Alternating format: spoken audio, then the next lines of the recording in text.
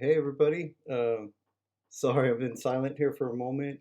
I'm trying to get the hang of everything. I actually researched about 30 minutes ago how to live stream. So I've never done this before. So I appreciate everyone.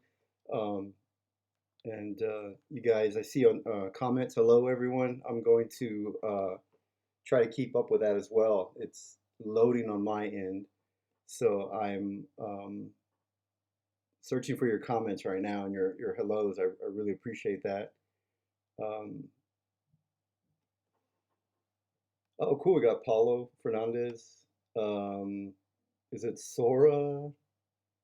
I, for some reason, there's this little message thing that keeps popping up on my thing there. But all right, I'm gonna go ahead and get started now, and as people will join, as I figure this out, and other people figure where I'm at.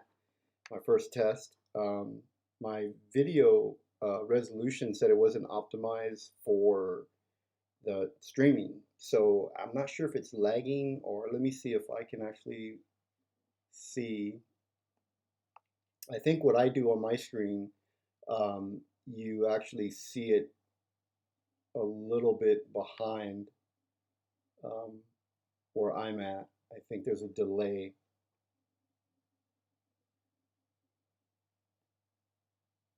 And for everyone asking how I'm doing pretty good. I appreciate everyone asking.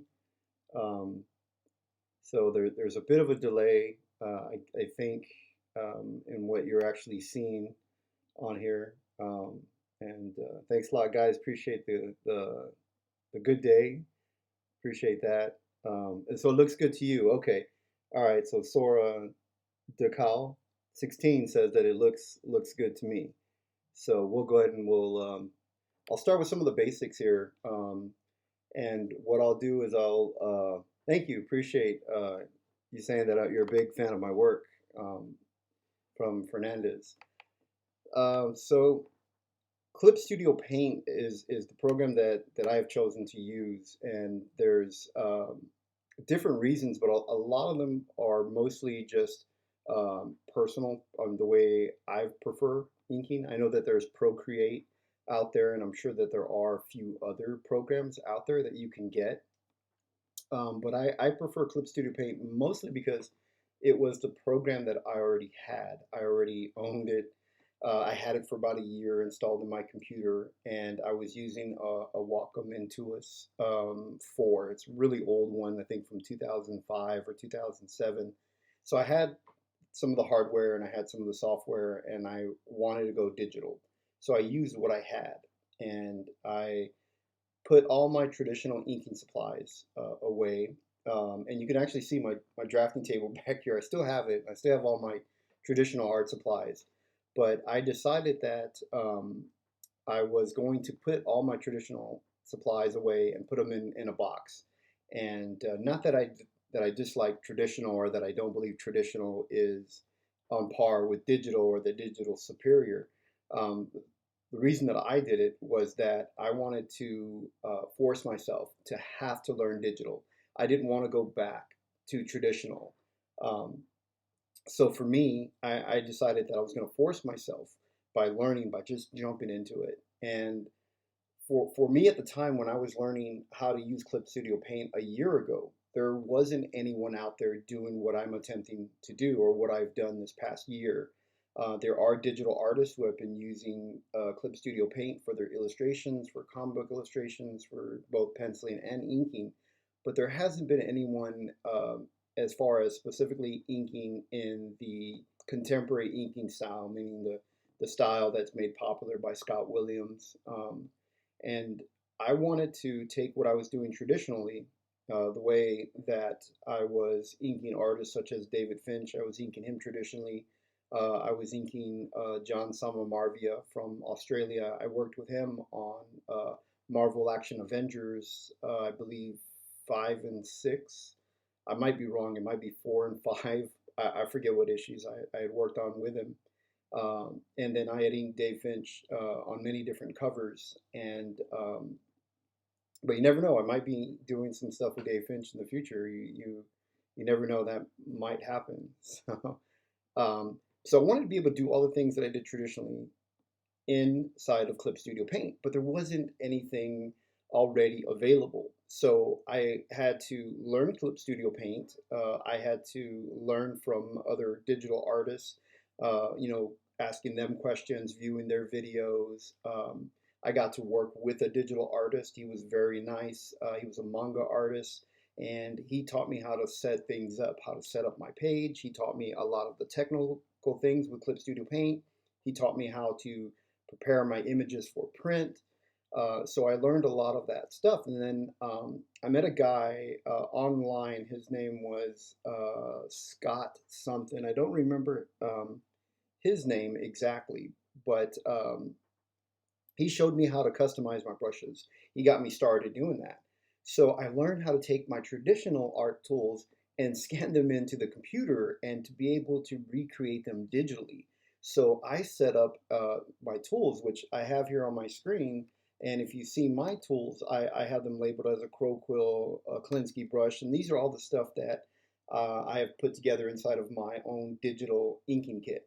I created this kit to make it available online, and I placed it on my Gumroad so that you guys don't have to go out there and create everything from scratch.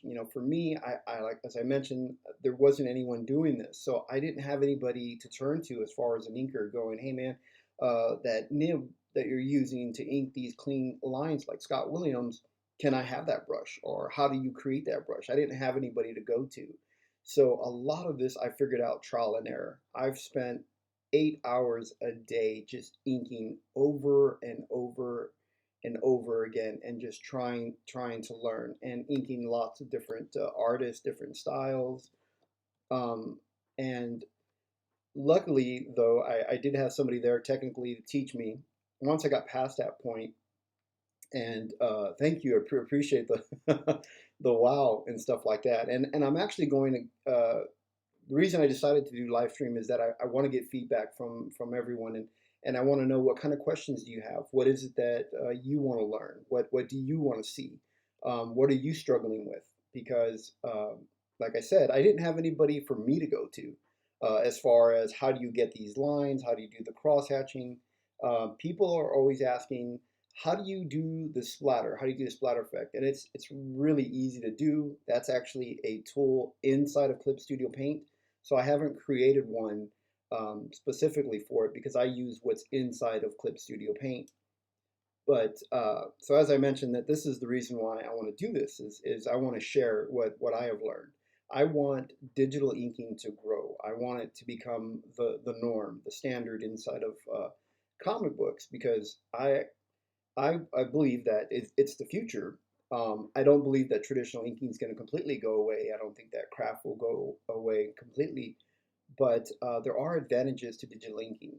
And right now, no one has really created traditional looking inks digitally, and so that was my attempt for that 1 year that I just studied and practiced. So I have since started showing my digital ink work to professionals, and I have now started working with many different professionals. So now my digital inks will start being out there. Hopefully, when the comic book industry starts opening back up again, you'll see some of the work that I've done that'll eventually go to print. But there has been a few that I've been able to show and there may be one with a big name artist who's really interested in digital inks that I've worked with in the past. He may actually come on with me through this live stream and we may actually do a demo. So that's something that I want to prep for in the future as I learn how to do all this. But we can scroll around. I hope that it's you guys are able to actually see everything on my screen clearly. If somebody could let me know in the chat if when I move my screen, is there a delay or does it look like smooth or um, how does it look to you guys?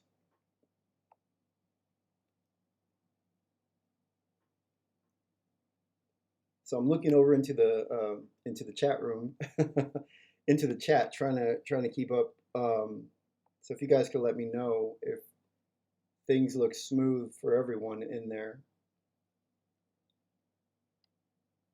And the audio, how's the audio response? Are you guys able to hear the audio?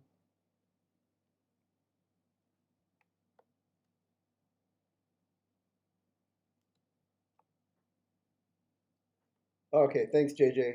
I appreciate that. So it seems smooth. All right. So here in Clip Studio Paint, I have artwork from an artist whose his name is Philip Tan. I believe he's in the Philippines. I may be mistaken with that. I'm not exactly sure where Philip Tan is. And thank you for so radical. I'm sorry, so radical. I just put it together.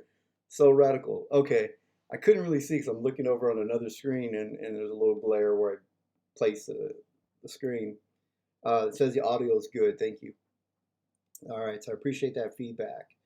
Um, so I'm going to start out with some of the basics real quick on what I do. I'm just going to kind of go over them. If I go too fast, you guys just let me know in the chat. Let me know. And if it's too basic, just say, hey, Jimmy, this is way too basic for us. Let's move on to more advanced things. Um, so starting out, what I do is I have specific settings that I work in. And I designed all my brushes to work within a specific DPI based on the brush size for or I should say PPI because I believe that's pixels per inch now. I'm so old. I worked on comics. I mean, in computers back in 1990s when I first started in Adobe Illustrator, and I think there was Adobe Illustrator 1. I'm not sure. And we said DPI because it was dots per inch. So if I say DPI, you guys can just translate that to the modern term of PPI now.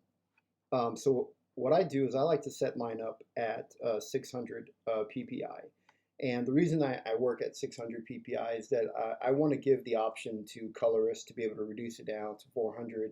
I want then printers to be able to work with it. I believe DC Comics works within 400 PPI.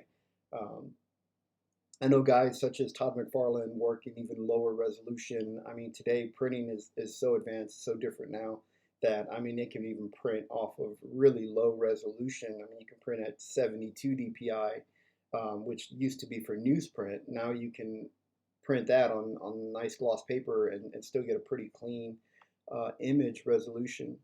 I work at 100%, meaning that I work at 11 by 17. I still work exactly the way I did traditionally. I want to bring in that traditional mindset.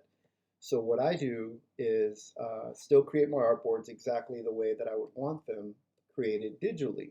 The way that I would want them traditionally, I want to recreate that digitally. So if we're looking here at my settings, what I do is I create my canvas at 11 by 17 and I let my resolution at 600.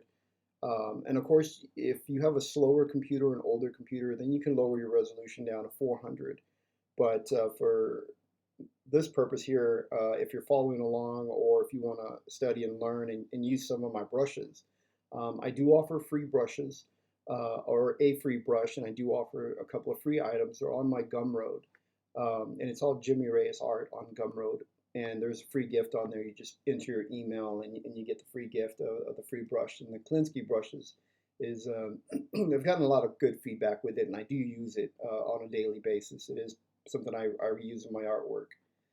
So it's not just novelty or something. So we started with my settings on how I set my page. I set the width again, 11 by 17 height, 11 by 17, 600 dpi. Now my basic expression color is at, I have it in color. I do work specifically in black and white, but I have mine set to color. I do like my paper color in the background white. You don't have to have it in white. Now when I create my borders, which are my trim and my image area where I work, actual comic book area for US comic book standard comics is 10 by 15. That's the standard size, and it's reduced down, I believe, 67% to a 9.6 by 10. I could be wrong on the actual comic book size itself. Those I've kind of forgotten, but I do remember what my settings are on my end in order to fit that standard comic book page. So I make My binding area, I make that 10 by 15 with my bleeding width. I do the 0.20. Not sure if you can actually see that in there. I believe I can actually zoom in by doing a pinch of my eye. I don't think I've set it yet to do the zoom yet, but okay. So anyway, my uh, default border, the inner size, I set that to 9 by 14. That's kind of more of the safe lettering area to kind of let me know. And then of course you can name your file and say I want to name it a comic page. So we just name it comic page. I click OK, but oh, and the very beginning, sorry about going backwards as I'm starting this first stream. This is actually the icon that I click on, which is the blue one. And if you're wondering, I'm using Clip Studio Paint Pro, which I can't get to the version on here, but I have the latest version. They are coming out with a newer version April 6th. So there's an update on that. And sorry, my phone's connected to my computer, and you guys can see my little messages popping up on the screen there. It's Twitter post or something. So this is what my canvas looks like. So when I create a new page, this is my canvas. This is what Clip Studio Paint automatically does. Is it creates layer 1 for you. So what I do is I take layer 1, I double click on it, and I type in inks, because that's where I'm going to place my inks.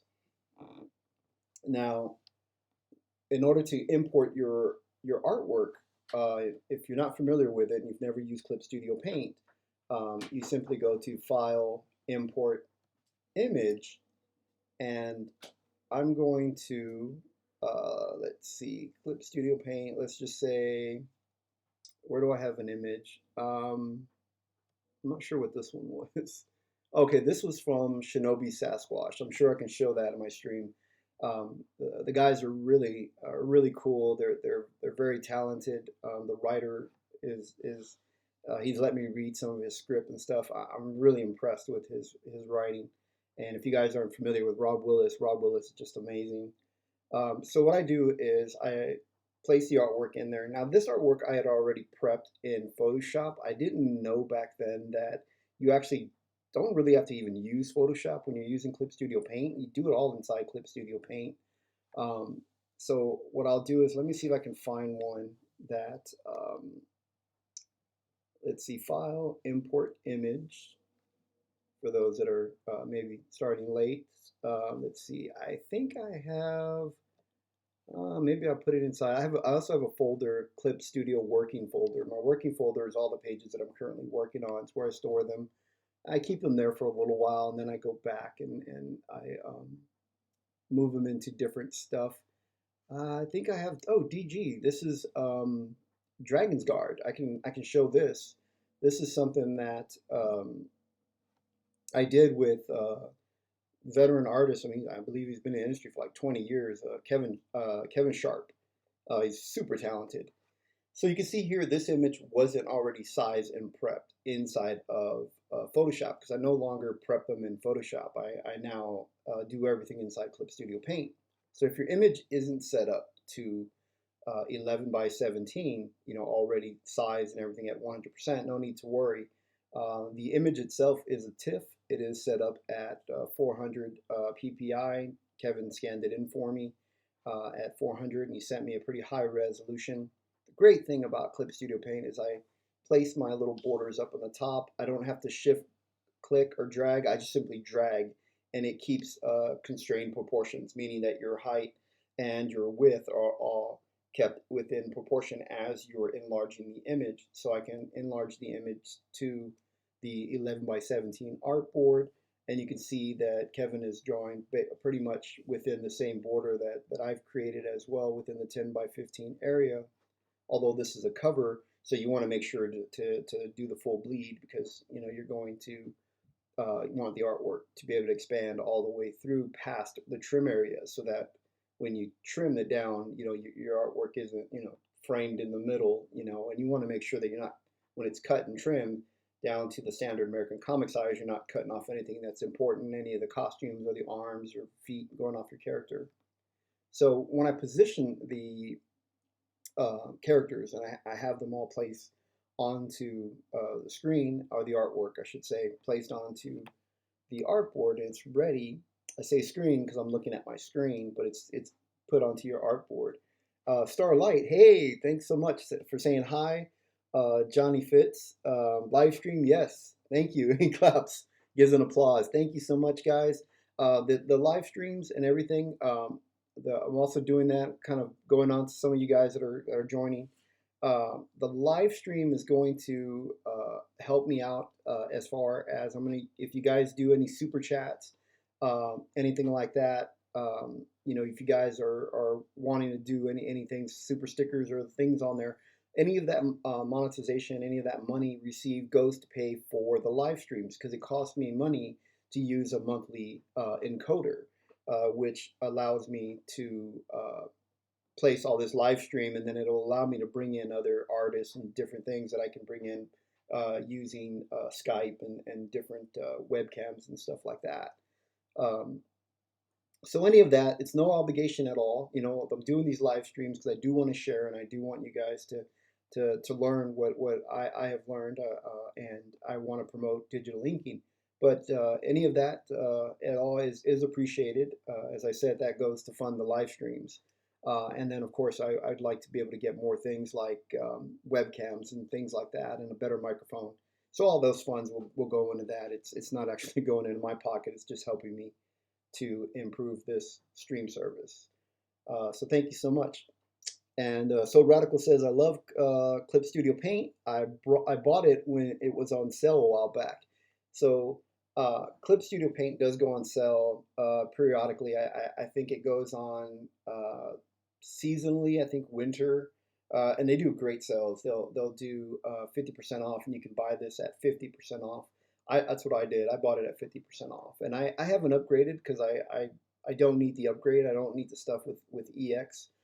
For me, I put my comic book together, any artwork and comic book artwork. I use Adobe to put any of my stuff together, which is Adobe InDesign. I do that. I do all my lettering. If I do any lettering for myself, I'll do it inside of Adobe Illustrator. But so going back here, so you can save money. Don't If you're just wanting to buy it and you're wanting to try it out, save yourself some money, buy it when it's on sale, and just get the Clip Studio Paint Pro. So going back to the artwork here, one of the great things about Clip Studio Paint, and I'm not sure if you guys are familiar enough with Clip Studio Paint, um, enough to know that, or if you guys are traditional inkers and you're wanting to get into digital inking, well, the great feature with Clip Studio Paint is that you don't have to go inside Photoshop to make it non-photo blue. So that way you can ink on top of it with a different layer, and to be able to uh, distinctly be able to differentiate between the line art and your ink line art, the pencil line art and your ink line art. A great feature in Clip Studio Paint, you do that with one little button. So I'm still setting up my file. I like to drag my line art down below my ink layer, and if you're just joining us, the ink layer automatically comes in when you create a new file. You automatically get this extra layer, layer 1. I renamed it inks. So the great thing about the non-photo blue feature for the line art, pencil line art, is it's just one button. You just click it, it's already automatically set. Now for me, my preference, what I like to have it look more like pencils, but I still want it to be lighter than my inks when I actually ink on top of it. So you can click down here on this layer color, and you see the layer color, click the little arrow. I'll come down and pick a gray color, a little lighter, darker color, and I click OK, and you can see my color changes. And for you, if you decide you want to go more of a gray, still have a little bit of a blue tint in there, you can. And that's one of the great things about Clip Studio Paint, is that it's done right away. In Photoshop, I have to do it with the hue and saturation. I have to make sure the file is in RGB, and then I have to go through and mix my colors. and select colorize, and then I make those colors. Where here it's just super easy. You know, you go right back to pencils by simply clicking that blue, and it's keeping my settings that I have within this particular file. When I create a new file, it'll go back to starting out with the lighter blue that we saw originally. Um, so I'll make it a darker color. I'm not sure if on screen, if you guys, if the blue, if it affects anything with your monitors or anything, because each one of us have a different monitor that's calibrated a specific way. You know, PC, Mac, and everything is different. Um, so this could be different for each one of you. So now that I have my pencil art and I have it ready and prepped for inking, it's in my non-photo blue, and I'm happy with this blue color. What I want to do is I want to lock this layer because I don't want to accidentally ink in that layer and ink over the line art, because I want to later remove the pencil line art and then just have the inks remaining. Where I was inking traditionally, and when I was inking guys like Dave Finch, and he's pretty heavy on the pencils. Oh, and at a later stream, when we would ink, I'd work over Dave. We would split pages. Every third page I get to keep, and I still have one. The others have been sold, and then of course Dave getting the majority of them. Um, so I still have one that never made it to print here in the U.S. And it's great Dave Finch artwork, and I don't think I've ever shared it on Twitter either. I may have, but I did some really great effects on it, and I'll show you guys some of that stuff as well. And I'll also do some traditional inking for traditional inkers as well that want to learn. But coming back over here, so the great thing about digital is that I don't have to erase the pencil line underneath. All I simply do is just remove it, and the pencil line is gone. Um, when I was inking traditionally, as I was mentioning, I would have to erase over and over and over, and it would wipe away. So you have your Bristol board here. I don't know if you can see me in the screen, Bristol board. Then you have your graphite on top, which is the pencil. Then you're inking on top of that. Sometimes the ink will bleed through and absorb below the graphite. But when you would erase, then what would happen is that top layer of ink would fade sometimes. You would have to go back and do touch-ups. The great thing about digital inking, I don't have to do that. I don't have to do any touch-ups at all. And go back. Once I ink it, it's there. I also have this great setting for me that I like to do. I like to do these auto settings that'll go through and prep it, but we'll get to that later. Right now, I'm just going to kind of show you guys how I set up my file. So what I've done here is I have locked that layer. On top is my inks. I like to also use, I use my keyboard for shortcuts and stuff. But here's my zoom. I like to click on to my tablet. I'm using a Wacom Cintiq 13. Right now, I don't have a camera that I eventually want to have a camera showing my hand movements onto the Cintiq, because the amount of pressure, the speed, the way you throw the line and stuff like that does change the way that your line is going to respond in the computer. And so I want to be able to show you guys the way that I'm doing it, how I'm using my Wacom Cintiq. So that may help. And that's the reason why I mentioned, hey man, we got somebody on here. And okay, so I'm sorry, I'm gonna pause for a second here, but this guy took me under his wing back in 1993, and this is back when the internet had just first started. And so this guy says he comes into a forum that I created. I created a forum and I was drawing. Comes in the forum, and that's kind of how we meet. We kind of talk. And we met online, and he invited me over to his house. He said, "Hey man, you like comics? Come on by. You can do a drawing session with me." You know, it was kind of like early drink and draw, but neither one of us drank or anything. And I thought, okay, cool. So I'm in Texas, and he was about an hour and a half away. Never met the guy. Invited me over to his house. Professional comic book artist, super talented guy, extremely talented. So he invites me over to his place. I get in my car. I drive an hour and a half. Didn't know who he was really. I mean, could have been anybody. So I meet him, go to his place. You know, he's working on Aquaman issue. His inker was there, and they were both working on an issue of Aquaman. We sit down. He's showing me, I'm showing him my artwork. He's giving me critiques. We're showing each other how to. He's showing me. We're showing each other artwork, but he's showing me, tips and advice and how to work. So I get to see behind the scenes, and we didn't really have the internet like this live stream where you could see stuff. And this was more of, you kind of had to know somebody. And so I met his inker. His inker was super talented guy. This guy was just, amazing talent. And that was my first exposure to inks. That's the first time I ever saw the quill. First time I ever saw anybody inking with a brush. Before that, I was using pit pens, Pigma pens, repeatographs. I had no idea how to ink. So it was because of this guy who invited me over to his place. And 1998, he says 1998. So he invites me over. Wow, was it 1998? Man, it had to have been earlier, I thought. So it was because of this guy in exposing me over to Salim Crawford, who was his inker, and Salim Crawford was the guy that ended up becoming my neighbor. Salim was looking to move into Texas, and he was looking for a place that was a little less expensive than where he was living in the city in Texas. And so my city was cheaper. So he moved in. He was actually my neighbor. I got to go sit and watch this guy. So that's how I learned how to ink traditionally.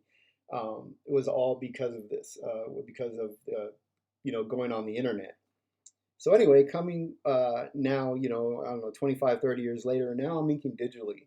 I'm in a phase now where no one else is doing this. No one else is inking traditionally in the sort of the contemporary art style, as I mentioned in the Scott William thing.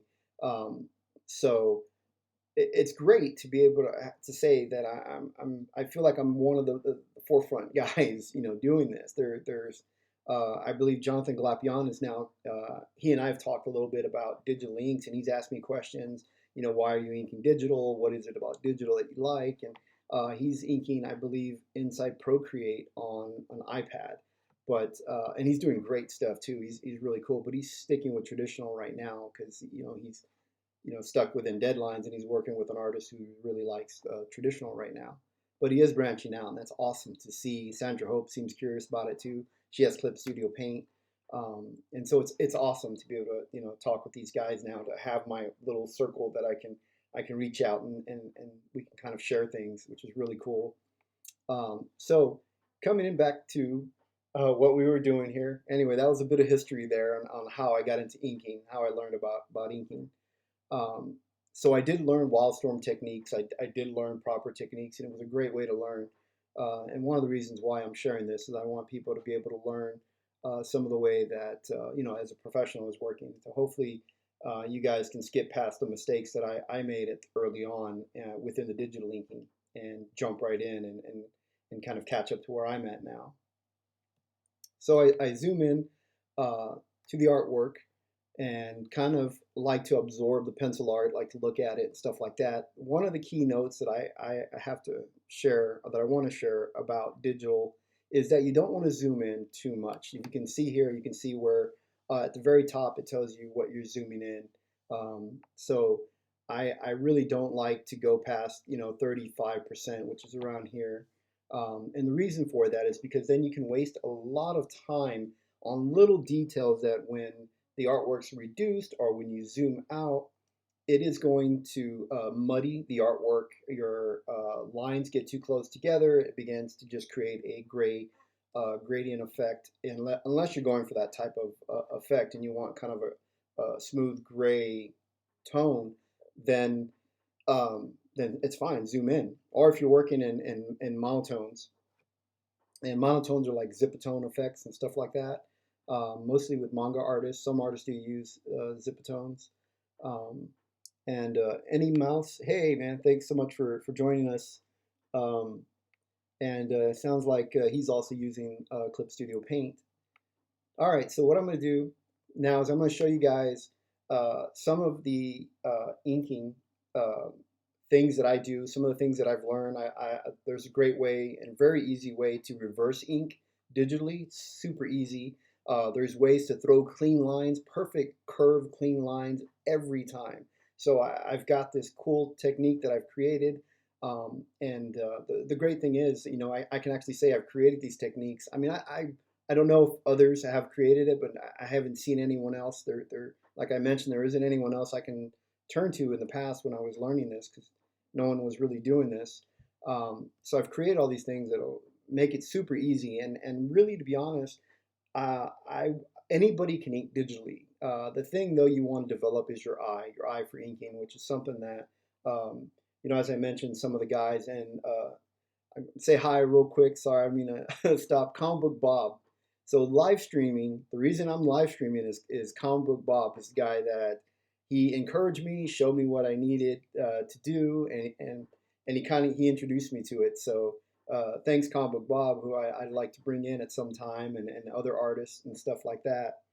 Um, oh, cool, awesome.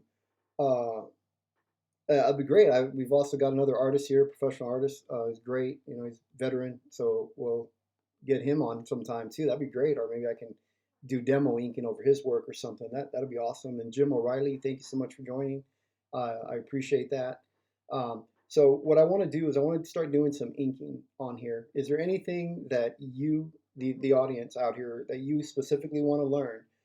Type it into the chat, and I will work and I'll show you guys things that you want to learn. I'm sorry, I'm gonna have to drink something here. My throat's getting dry.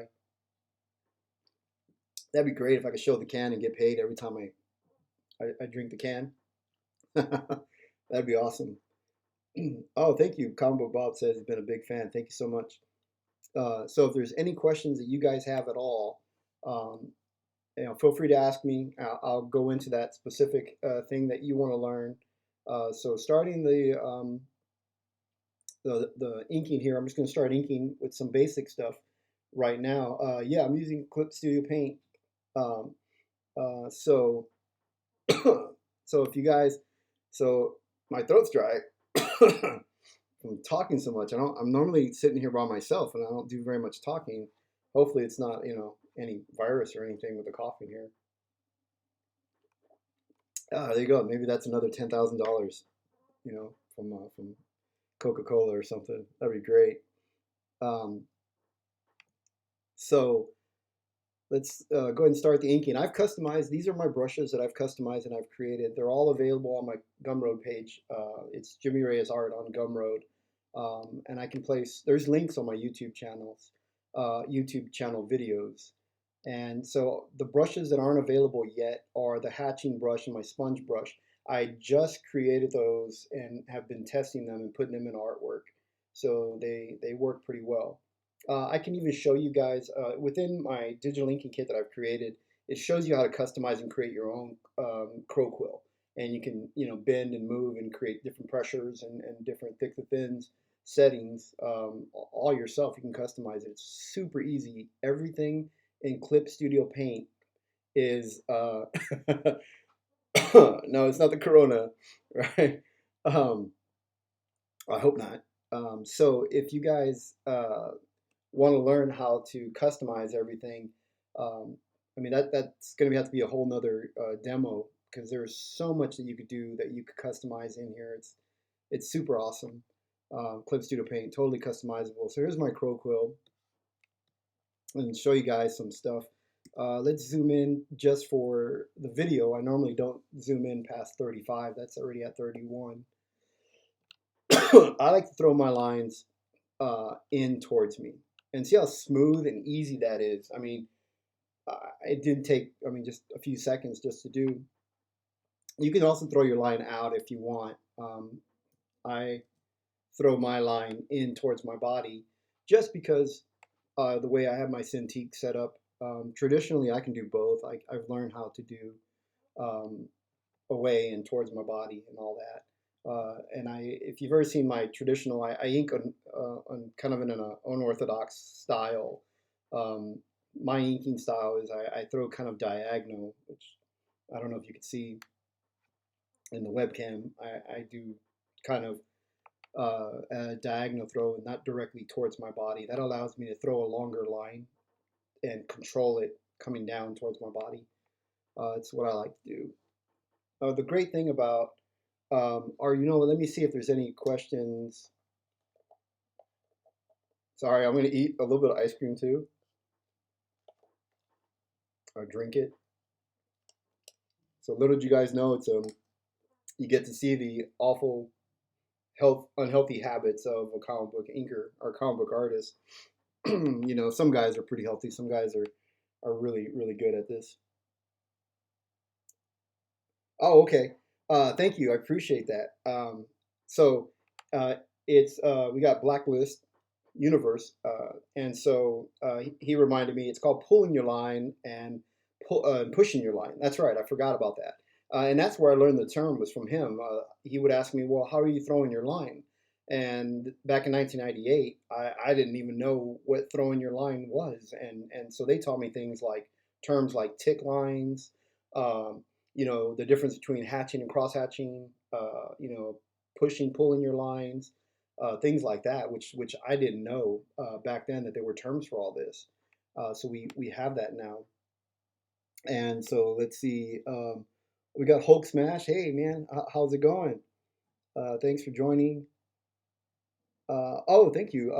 So this is the book. If you guys aren't familiar, this is actually the cover to Kevin Sharp's book. As I mentioned earlier in the video, earlier in the stream, I'm still getting used to being able to live stream here. Um, so Earlier, as I was mentioning, this is actually from Dragon Guard. Dragon Guard is actually the book from Kevin Sharp. Kevin Sharp's a veteran, been in the industry a very long time, super talented guy. I mean, really, if you just go to view, fit to screen, fit it right to screen. I like to rotate my pages just like I do traditionally. Traditionally, I have one hand, I'm inking, I rotate and I ink and I throw my line, ink, throw my line, rotate, throw my line, you know. So I do the same thing when I'm inking digitally. So this is Kevin Sharp's work. Man, I mean, he's got the perfect last name because his work is sharp. It's awesome. Loomis, thanks so much for joining. I appreciate it. It's going pretty well. Although my fiance likes to turn the heater up. She said she was feeling cold, so it's super hot in here. Um, so let's see. Kevin Sharp's artwork here. One of the things I want to show you guys real quick. So my crow quill line, you can see how I threw these lines really fast. Um, you can kind of see my thick to thin kind of line, um, you know, things like that.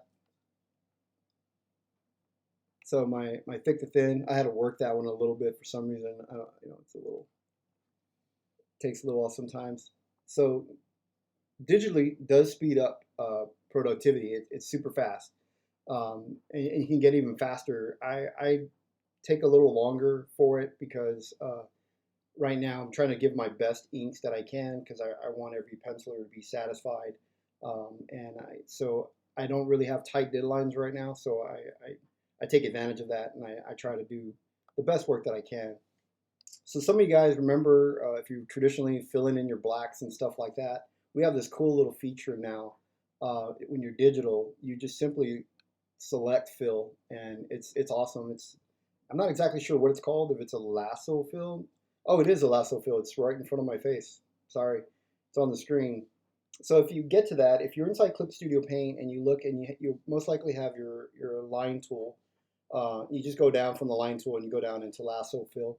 Lasso fill will allow you to go through really quick, spot your blacks, you know, and the way to get clean lines when I ink traditionally I would do things like are called holding lines, and I also learned this too from Salim, learning what holding lines were. So you create a holding line, and that's just going to fence in because you're working with ink, and it will create kind of an edge, and then the ink will flow to it and helps you keep your line in there. Well, when you're doing digital inks and you're digitally filling in your black, you don't have to do these hold lines. You know, you can kind of quickly go in there. And when you're inking, what's most important is your outermost line. Your outermost line is what has to be clean. That's what people are going to see. They're not going to see anything that was in here. I could, you know, even if I were to do this, it doesn't matter, you know, because I fill that black and I cover it, what's important is the how smooth this is out here. So what helps that with the lasso fill tool is that we have these things called stabilization. Stabilization is when you're throwing a line, you shake, your hand shakes. It's a natural reaction. That's why we use straight edges and French curves and things like that to help us smooth out those lines. Well, Clip Studio Paint will smooth out that edge for you by increasing your stabilization. So it stabilizes that shakiness that we do, you know. So if I lower down that stabilization, I can then kind of create this like kind of shaky line, and it's much easier. So if I want it really smooth, you know, it'll create a smoother edge for me. Um, so stabilization is a great way to do that to help out real quick.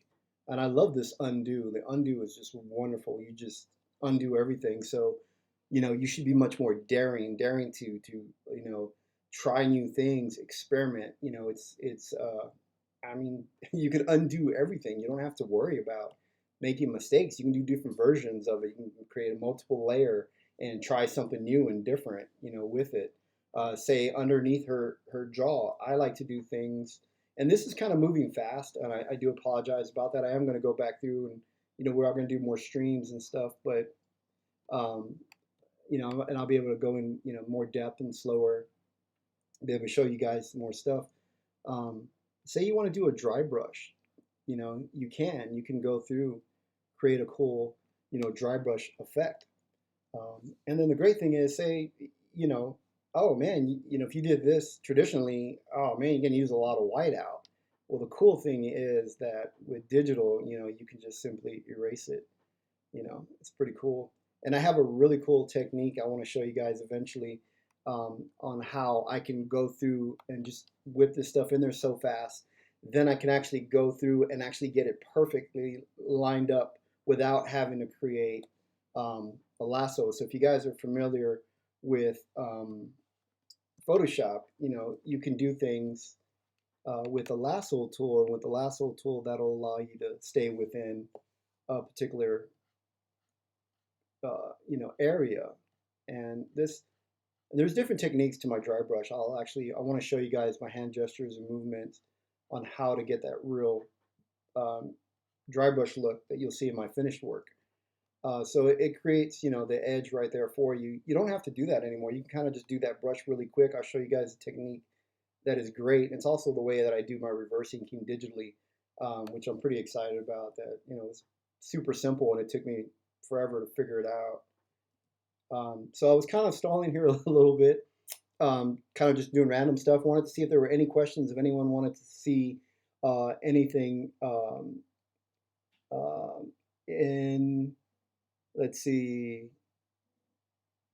Okay, so Loomis is asking a question. Does having an undo feature make you less careful, though, because you know that you can fix your mistakes later? And you know, I know that that was something I just answered, but you know, yes, it allows me to do. Oh, sorry, that's just gonna my Twitter thing. People, I guess, are just finding that on Twitter right now. That we're, I'm sure they're all surprised. Whoa, you're live streaming.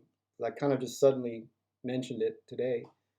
Yeah, I'm much more daring. I don't have to be as careful because, you know, that undo feature is great. So I want to show you guys this cool little feature. So normally you would have to have a French curve and ink curves. So we have that digitally. We do have a French curve. It's already inside of Clip Studio Paint. So Clip Studio Paint calls them a linear curve or linear ruler. And inside that linear ruler, you have three options for your curves. You have the straight edge ruler.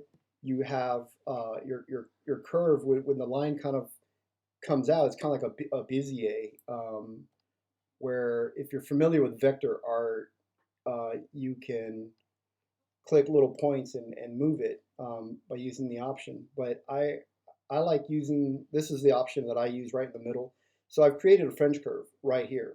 This French curve allowing me to be able to go within that guide, and I can use pressure, you know, to create a thick to thin, and it's going to create a smooth curved line on the first try.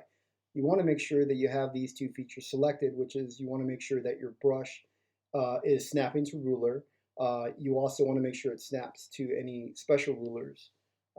So I'm going to go back. I'm going to use my crow quill. And in my crow quill, if I place pressure, I got a quick thick to thin. Um, and you can actually see it a little better, and you can see my thick to thin being a really smooth, really quick on there. So let's say I try to freehand that, unless your hand is really trained, to get it there, you can see my curve isn't as smooth. So it depends on how clean you want your line art to be. If you want the line art to kind of be, kind of still have a lot of traditional look to it and not be super clean, then that's the route for you. If you have a straight hand, you use your stabilization, turn your stabilization up, allowing the line to be clean and straighter. You can do it by hand. Kevin's artwork, it requires very clean inks, and it's in. And the great thing with Kevin was that I actually got to talk to him and ask him, what is it that you like? Who are some of your influences? Things like that. The more that I know about his artwork, the more, the easier my job is. That I can stick to what he likes. He's a very nice guy. He allowed me to add my own spin in there into the final page. If you guys are wondering what my final page actually looks like, we can open it up here real quick, and I'll show you guys. This is what my actual work looks like. So this is all the stuff here that I've done, and that I want to show you guys how I do all this stuff. It's really not that hard. It's really simple. It did take me about a year to really get to this point, but hopefully, things that I can share with you guys can get there much faster. But if you can see, I use that same technique right here to create that smooth, thick to thin by using a special ruler and using snap to special ruler in there. TG Inks, hey man, how's it going? Thanks so much for joining. Um, TG is asking, hello Jimmy, do you know or recommend a website to buy Clip Studio Paint brushes? Gumroad. Gumroad's a great place to go. I use the Gumroad to sell my brushes on there. I also have a free brush. You guys can get this brush right here, this Kolinsky brush. This Kolinsky brush is really pretty cool. It allows, me to go through and just kind of create these really cool, you know, and this is actually a free brush that I've spent hours and hours designing, and I give it away for free. It's Gumroad, Jimmy Reyes Art, and you can go in, you get that, and you get free settings and stuff like that. What I'm showing on here right now, you get all that for free. Um, so coming back to Dragon Guard, you can see all the different cool little dry brush effects that I did, splatters, different type of effects. These wisp lines right here, I wanted these to look wild and fast, so I didn't use any type of curve. I actually did these all by hand, just whipping those lines really quick on there, and then went back over them, creating different effects and stuff that I'll show you guys how to do all that. And I'm going to break it all up into, I'm thinking different streams. One stream, I'll show you guys how to do speed lines. I did this one thing that I really want to show you guys, but I don't know if I can. I got to ink a cover for this comic book, and I got to create these speed lines, but I got to do a dry brush effect with the speed lines. So, I'm not sure if I can show that yet, but I guess I'll ask, and then if I can, I'll show you guys in the stream how I created dry brush speed lines, and they look great. Everyone that saw, or majority of the people that saw them, automatically just assumed they were traditional. But you can see the dry brush effects that I did. Some of this is freehand. Some of it is using that technique with the curve. It's knowing when to use it. Depending on the type of line that you want, that's really when it'll help. It helps with a lot of stuff like this. So we'll come back to that technique. I'll show you guys again. And thanks. If you guys looking in the chat, Blacklist Universe says my inks look great over Kevin. I said thank you. I appreciate that. The feedback was great. I really appreciate everyone on Twitter. I share it on Twitter, and everyone was very positive. And Kevin loved it, and Kevin is offering me now pages within the book. So I should be inking about half the book for Kevin. As long as we reach it's not my Indiegogo campaign, it's his, but as long as he reaches his goal of 13,000, his stretch goal, then he'll be able to hire an inker, because he wasn't planning on hiring an inker until I did this cover for him. And then he said, hey, he would really like me to work on that. I'm also inking another book that's through Indiegogo as well, but I'm not sure if they want me to say what it is that I'm inking, but it's a pretty popular book. That book's already been out there for a while, so I think now they're working on issue number 3. Um, and so I'll be inking that book, and I'm doing it all digitally, so it's exciting to get digital inks out there now. Um, and Jonathan, thanks, Jonathan, for joining. Jonathan Venneberg, have you ever used Procreate and an Apple Pencil to ink?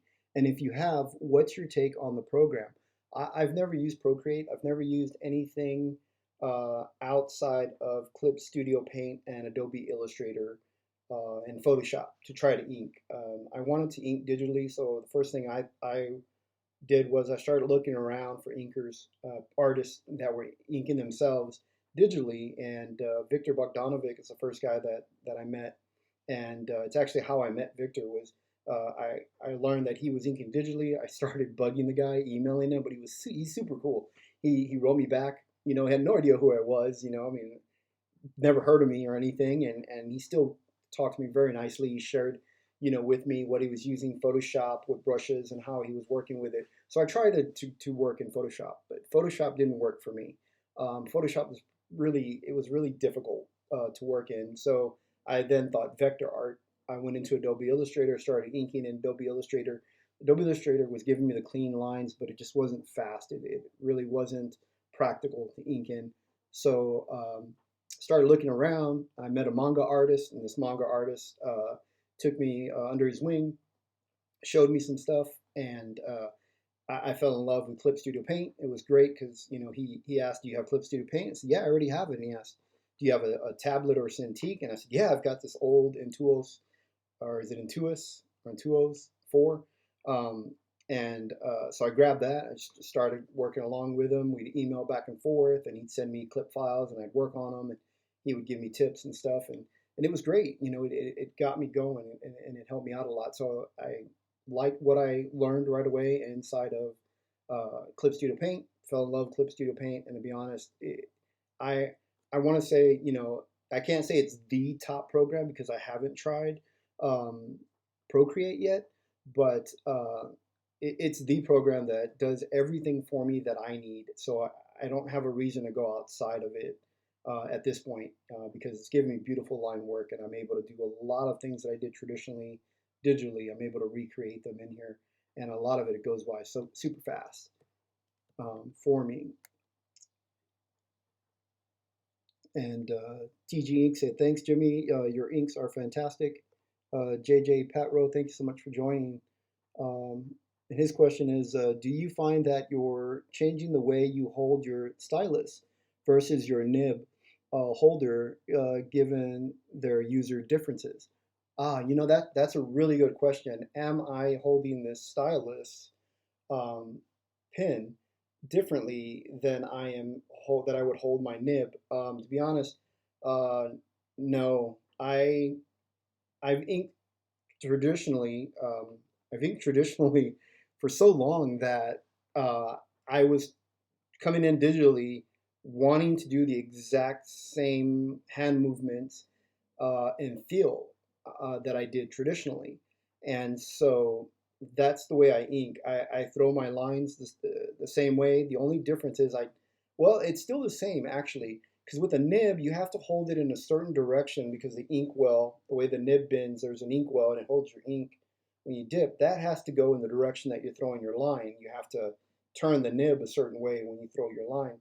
with my stylus, since I have buttons and my buttons are configured to have the hand to be able to grab my page and move it, my top button is set to rotate.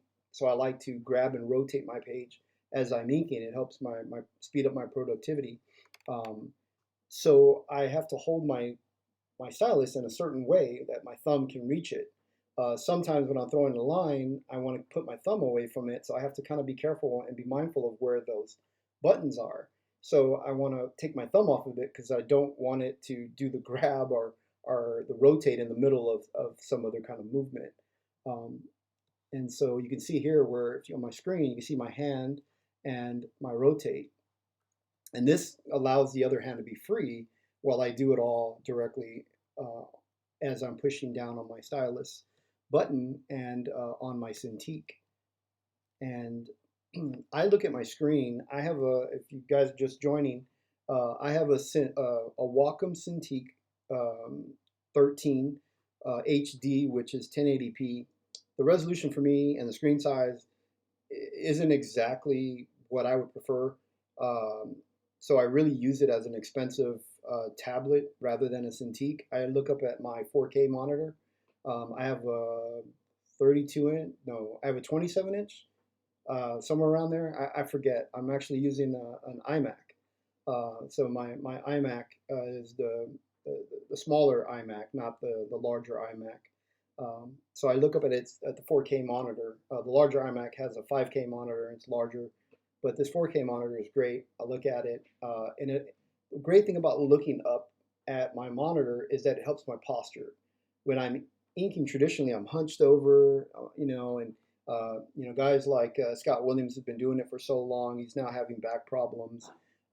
He's having difficulty, inking in that position. He's trying to, change up the way that he's positioned when he's inking and stuff like that. And I'm trying to learn from these guys who've been doing it for so long, for 30 years.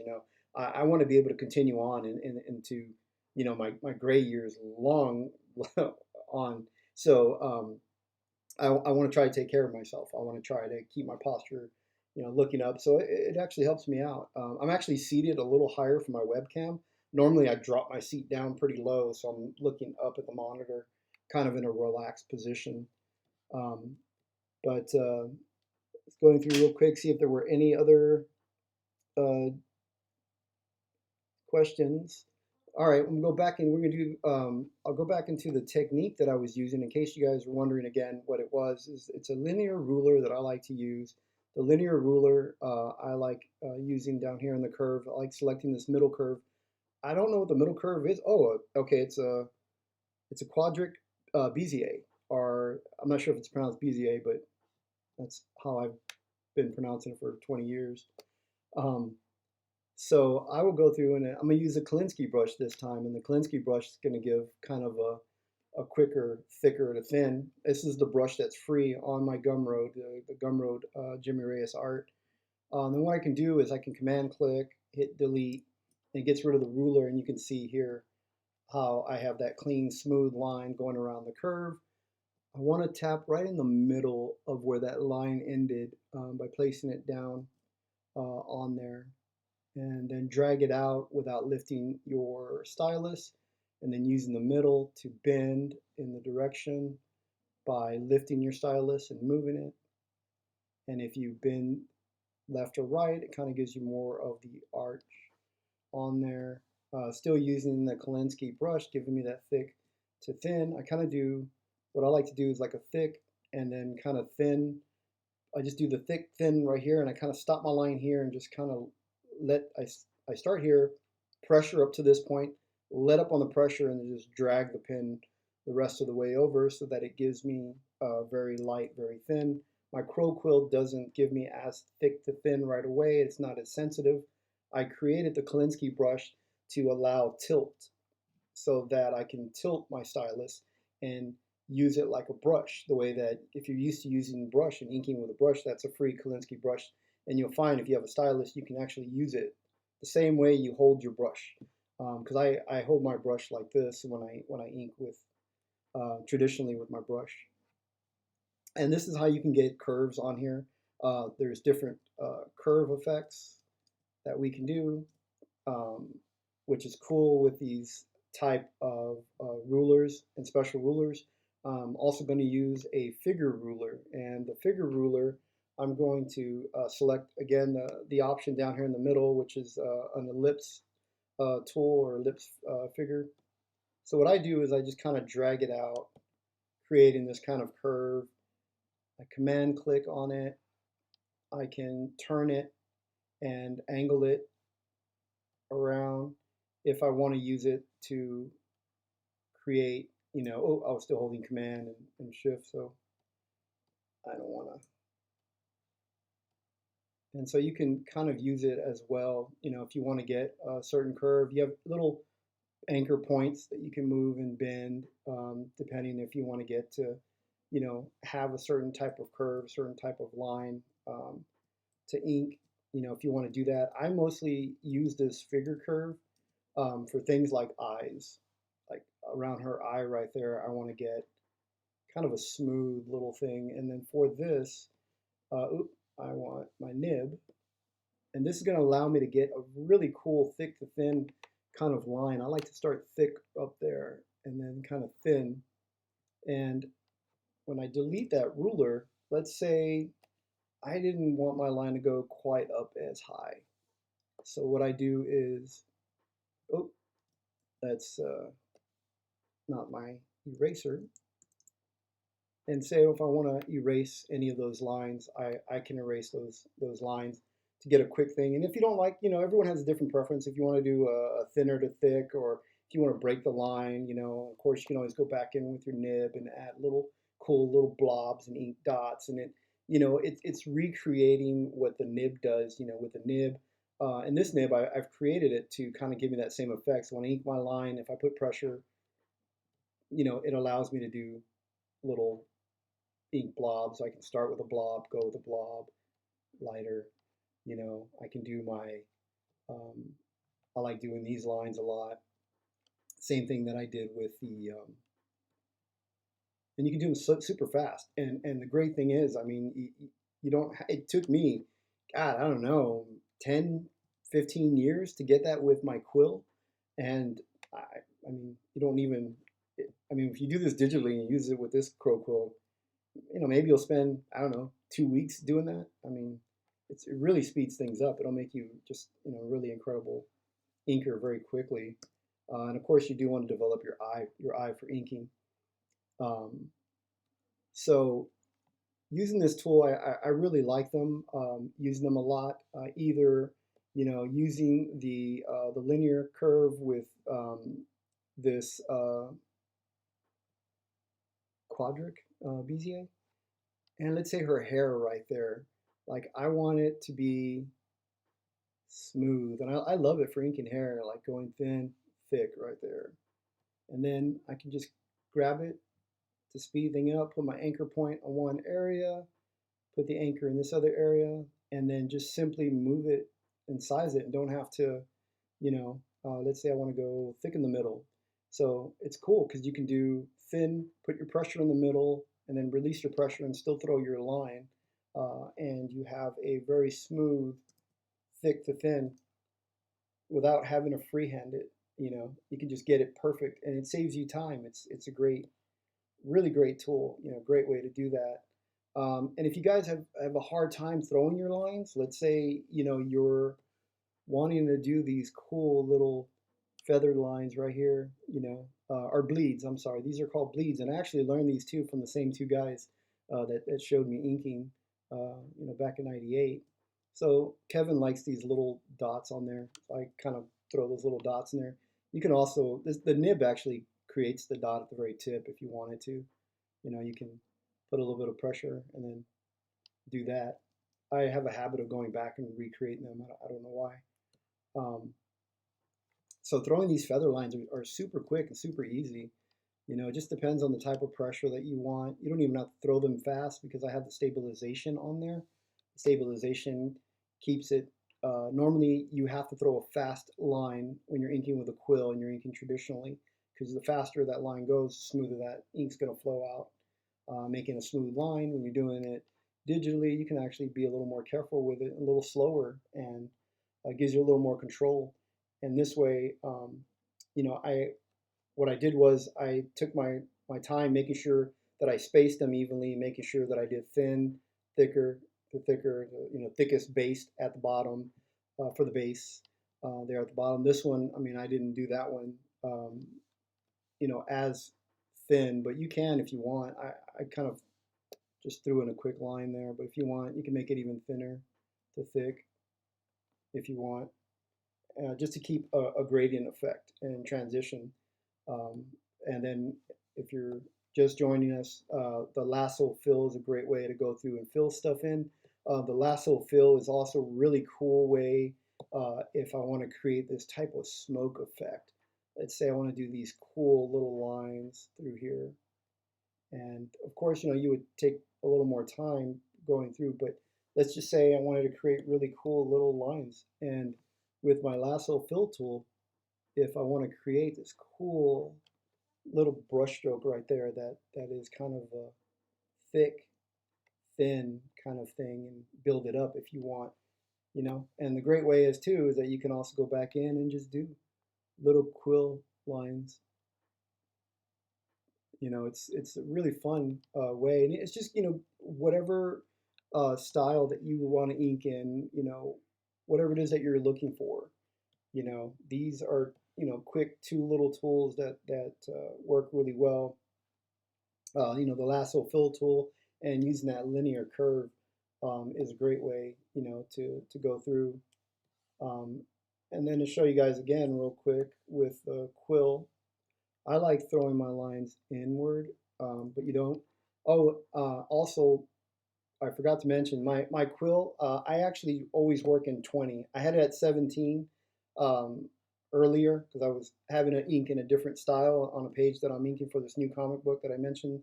The artist there is kind of like a Olivier Coipel. Is it Olivier Coipel?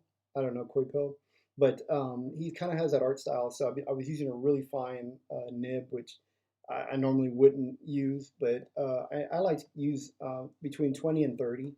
So with the 20, I go through thin lines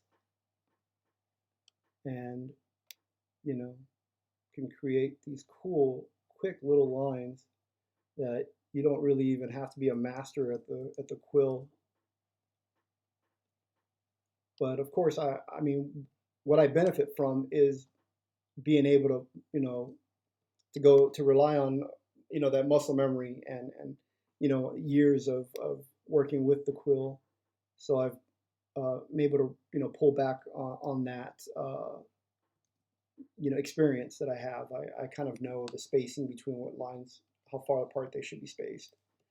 Um, and I in my brush set, if you guys are curious too, if you want to see some more of these brushes, um, let's say right here I have a chunky spray.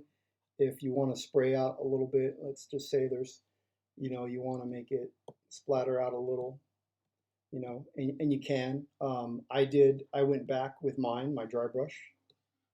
And with my dry brush, I went along the edges, kind of creating this light pressure, really light, because I made it where it's pressure sensitive. So the harder I press, the more I can blend in that smoke effect, you know, um, and how you want to do that and kind of create that cool smoke effect. And I mean, super fast and easy with that lasso fill. You know, you just kind of go through. You don't really want to make it super smooth. You kind of want to give it a little bit of bounce. You can, you know, you don't have to use the quill. You can kind of create these cool, funky little lines that you just kind of draw in there, and they're there. You know, it's pretty neat. You know, it just depends on your style, what you prefer.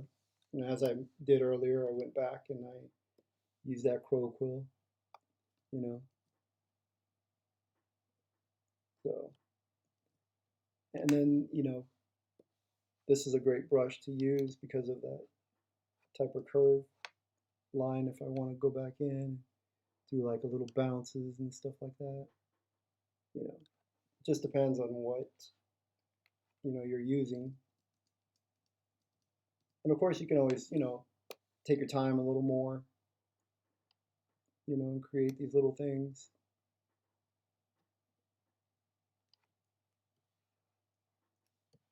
And for Kevin's work, I think I even went back in and I added, and this is with the Kolinsky brush. The brush adds, more of the thicker end, but I think I went back and I did some of that. Oh, that's one of the things I got to grab the rotate.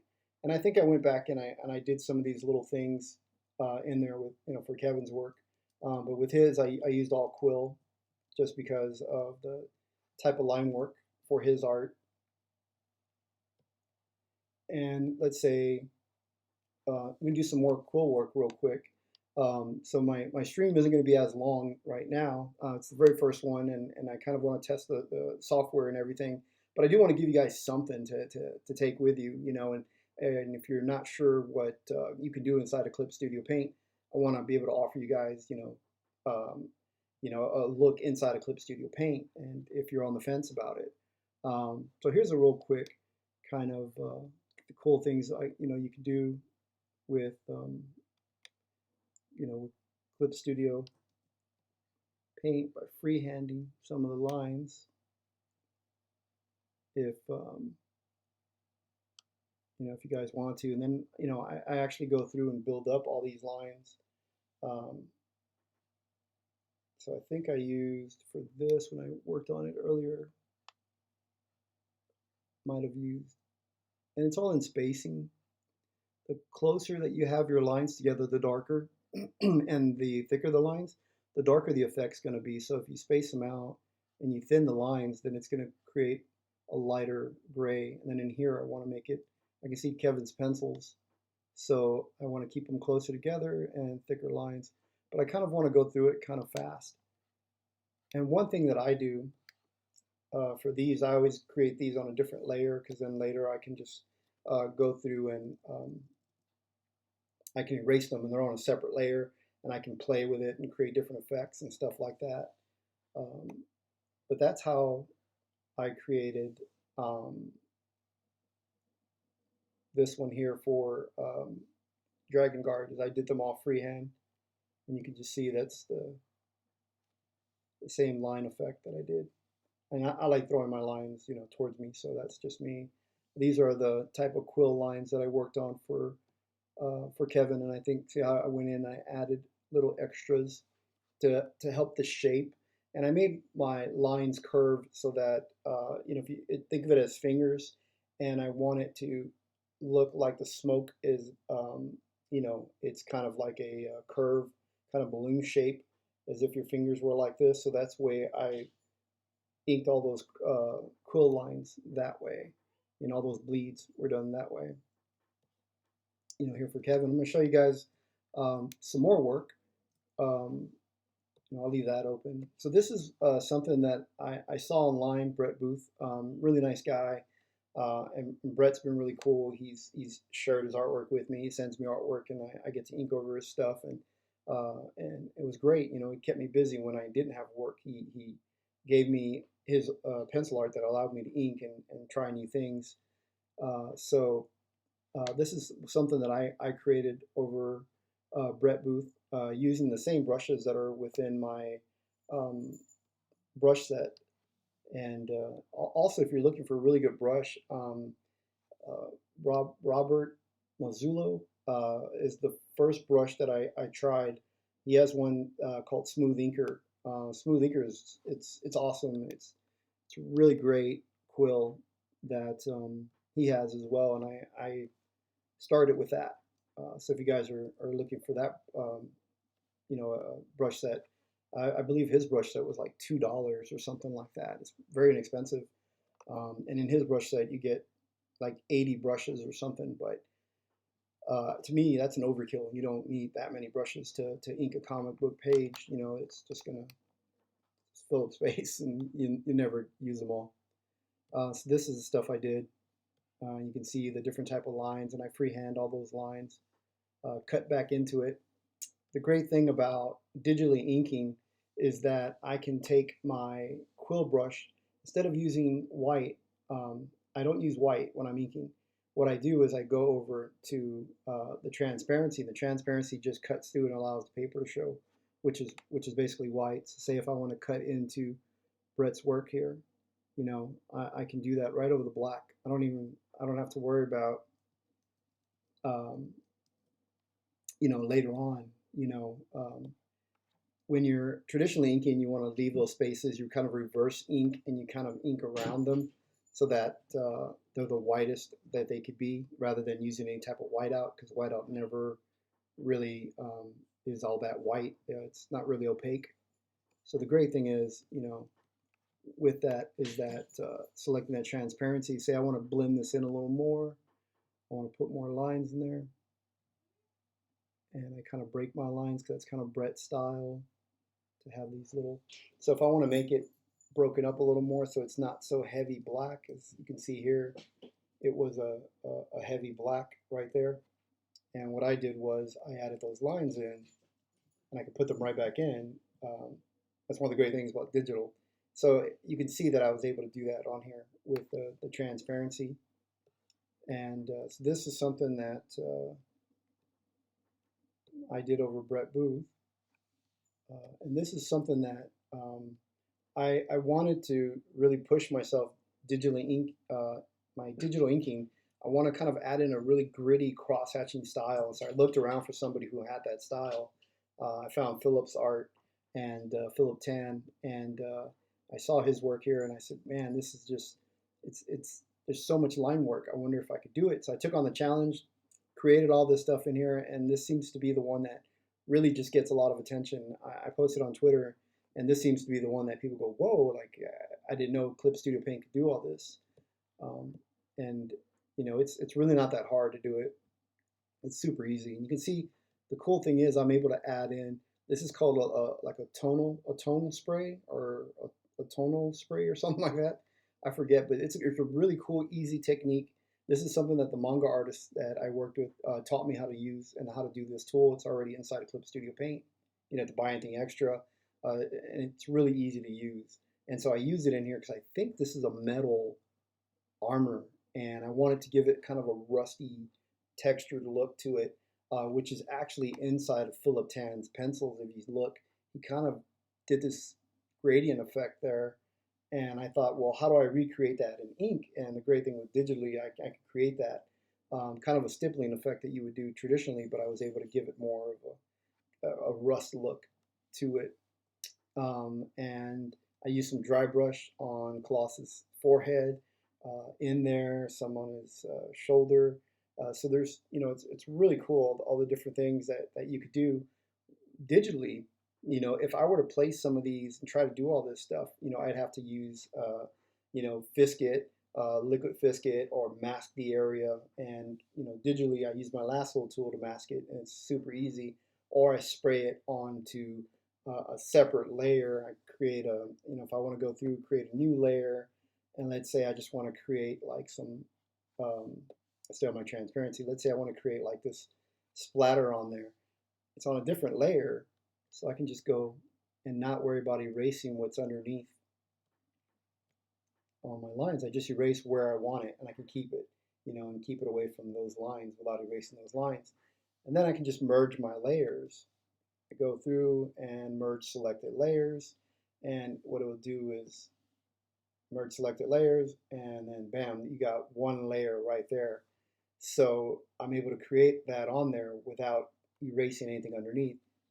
Really cool techniques, tips, and tricks. I was kind of making a list the other day, and I was kind of getting excited about how many I have I've kind of just built in the last year. And there's a lot of really cool ones that are only going to go inside of my next digital inking kit.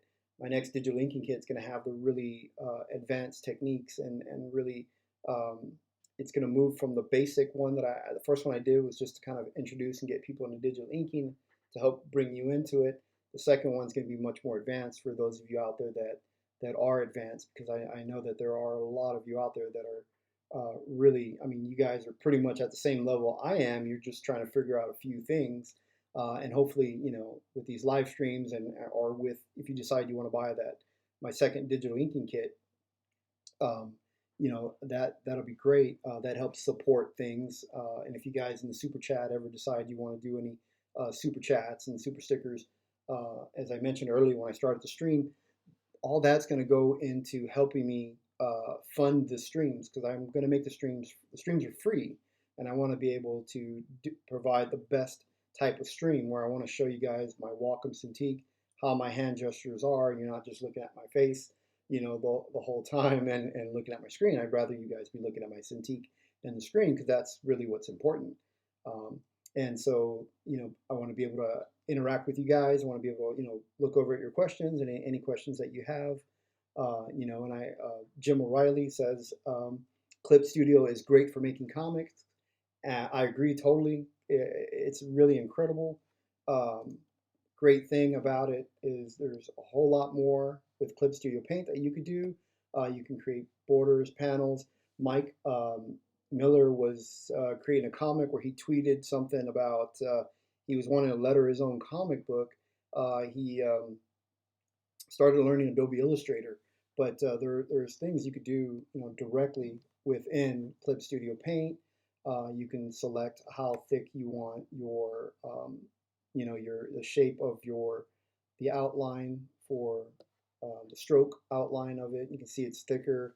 You can create these little, hey, she's talking, kind of thing, and it just depends on how you want them. But of course, oh, and you can separate them and make them actual, um, you know actually thicker, as thick as you want them to be. But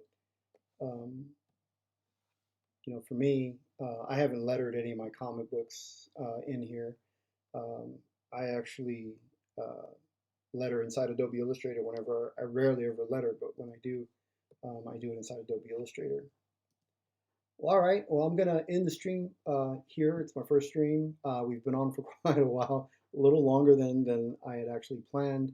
Um, but I appreciate you guys that have been here with me. I'm going to try to stream at a regular time so that you guys can. Oh, thank you so much. Somebody went to my Gumroad and got the free brush, and I appreciate that.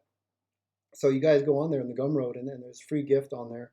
It comes with quite a bit of things that'll help you within Clip Studio Paint. It gives you one of my files, so you can see all my setup, how I set up my file, the PPI that I work in, dimensions and everything. You have it all in there. It's absolutely free. Um, I'm going to try to do a live stream during the week. I'll try to do a little more now that we're all quarantined. I mean, everyone, it'd be nice, people to have much more things to do, things to be able to interact. We can interact with each other. I will have a guest on here. I do have there's an artist who I've worked with who's very, very popular. I would even say he's a superstar artist who's talked with me about doing a demo on here. So hopefully I'll get him the pencil and I'll ink over him, and I'll have him on the video as well as I learn how to use this software more and more. So it's a big surprise there. You guys will like this guy. I have a couple of friends that I've worked with as well that I can invite them on as well, hopefully, pencilers. So we can kind of interact with Penciler, and you can kind of do a live demo on there, and you guys can see, um, different things that I do. So I'll do one more thing that I thought I didn't get to show you guys. I showed you guys kind of a thin, a thick thing with the quill that I created. The same quill can give me a flat, straight line. I can even do this cool little effect if I want to cut into it. And if you see, I made it look like I doubled on that line. It's kind of a way to, you can, not really cheating. I mean, really, there is no cheating. It's whatever's going to give you the effect you're going for, I mean, you just do that. And how I create that line as well is, sorry, I'm going to cough here. So let's see, I want to do a flat line right here, and then I want to throw a thin line. I can do all that with it. The great thing about this crow quill having this really thin line is that you can easily connect these two lines, make it look seamlessly like you threw a one line. And that's a great thing about that and the stabilization. So it's cool. You can do these cool little flat lines if you want, with it. And I mean, and don't worry if you accidentally go over. There's an eraser. You can erase that line right out if you wanted to, or you can simply, you know, actually do it with the line. But I feel more control when I'm actually given the type of thick to thin that I want to do on there. So this Crowquill, you know, it does a whole lot of different things. It's a really cool little Crowquill that gives me flat lines if I want to flatten a line out. Inside my brush set, which I didn't show, if you're just joining here, inside is a technical pin, which is a technical pin will give you that flat line like a technical pin. And you can adjust the thick to thin by using your back bracket or forward bracket. I have a multi-liner I created. The multi-liner actually gives you that little blob at the end that real multi-liners will do, and you can thin them out if you want. Kind of create that Olivier Coipel kind of cross-hatching and Travis Charest, the way they do that. So there's different pins in my pin set that we'll go over. And what I'm going to start doing, I'm thinking about for my demos, is actually get a piece of artwork and actually start inking a specific thing. I'm actually going to show you guys how to ink smoke. You can sit with me about an hour on average, and I'll ink smoke. I'm show you guys how I do some cross-hatching. We'll do some cross-hatching pages and stuff like that. So is there any questions? You guys feel free to take a minute or two here to put them in there. Any suggestions or anything at all, put them into the chat. See if we can answer them real quick before we close this up. And so Radical said, good stream, man. Thank you so much. I really appreciate that because, my first stream, I'm kind of playing it by ear. So hopefully they will improve and get better. My YouTube videos, if you see my early videos, they weren't that great. And the quality wasn't that great. And as I learned technical things as far as how to make video and edit videos, it got better. So hopefully the same thing will happen in the live streams. And Loomis says, thanks for sharing. And let's see. Jason Smith said, thanks for doing all the videos. I've been enjoying them, learning quite a bit. Keep up the good work. Thank you, Loomis. I really appreciate that. Or Jason, I really appreciate that. Loomis said, awesome. Looking forward to it. So Radical said, you'll be streaming every Saturday. So, and JJ says, thanks for the stream and answering my questions. Stay safe. Streaming, I'm thinking I may do Saturdays. A lot of times Saturdays are I spend with my granddaughter. I'm a grandpa, so I really want to spend the every year, every minute that I can with that precious granddaughter. I have two granddaughters actually. One's just a 5 months little brand new baby, but so my granddaughter comes over and actually she draws. I really want to show you guys some of the stuff that I've been showing my granddaughter how to draw and how to use the Clip Studio Paint and Cintiq. And man, I'm not sure where I put it, but I don't think I have it. But yeah, so she draws here on the Cintiq. And to answer your question, I'm sorry, I meant earlier to answer your question was that yeah, I'm thinking I may still do Saturday evening, same time, 8:30 p.m. Central Time. I'm thinking Wednesdays since we don't have new comics. I mean, hey, you guys remember new comics? You guys? Oh, is that too soon? Too soon to joke about new comics being gone? Man, I know it's tough, man. No new comics every Wednesday, so maybe I'll do Wednesday so we can kind of get together and talk the industry and do an inking demo at the same time. Sorry, I'm not used to talking so much, so throat's getting dry. Juan, is the comic book industry come to a halt, or is there still opportunities for new inkers to break in? Thanks. It's a bit of both.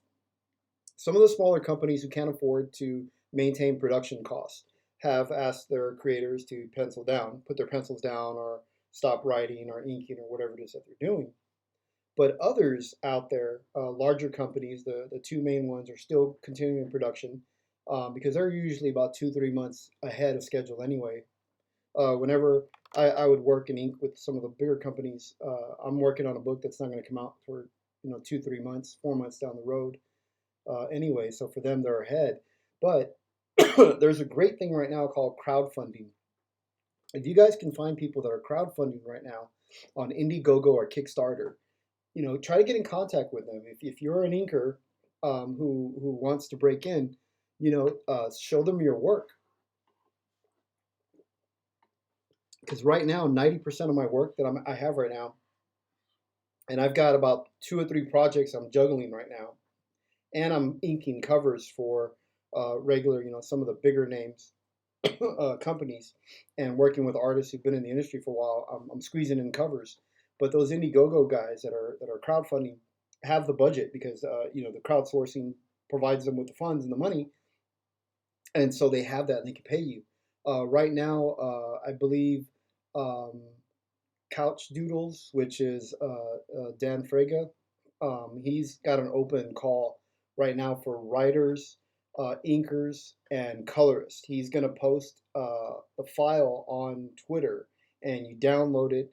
You apply your talent on top of it. Preferring referring to the inking part of it and coloring, you apply your talent on it and you send it back to him. He's got that available. And that's a paying gig. Um, as far as the page rates, I'm not sure, but they're pretty competitive. These guys have been paying me my rate, my regular rate. I don't have to adjust it or anything because they've already figured it into their bill of what it's going to cost to hire an inker. So crowdfunding has already provided them with that. Comic Book Bob says, "Good stuff, Jimmy. I gotta get together with Art. Two inkers talking shop. Oh, cool, cool. DC is big on collection inkers. Yeah, DC has a pool, what we call a pool. They have a pool of inkers, and then guys like me that are coming in on the outside, we sit outside that pool. So they call up on those inkers regularly within this pool. If work gets too busy, or the inkers get busy, or they fall behind, then they go outside that pool and they bring you in, and that's how you get in DC.